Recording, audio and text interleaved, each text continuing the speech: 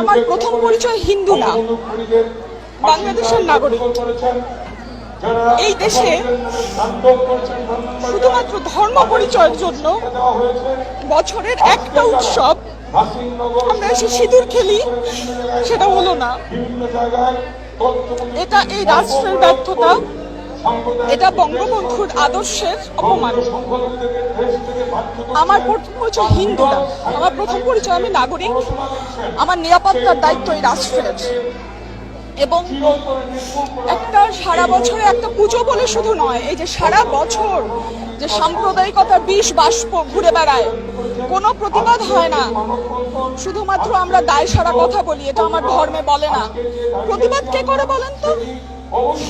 কে বলে যে না আমার এই প্রতিবেশীর এটা অধিকার? আমাকে যখন মালাউন গালি দেওয়া হয় তখন কে প্রতিবাদ করে? কে বলে যে না ওকে এই গালিটা দিও না? আমাকে যখন ইন্ডিয়ার দালাল বলা হয়, তখন আমার দেশপ্রেমকে যখন প্রশ্ন করা হয় শুধুমাত্র আমার ধর্মীয় বিশ্বাসের জন্য। এই দেশ আমার 14 পুরুষ এই দেশে রয়েছে।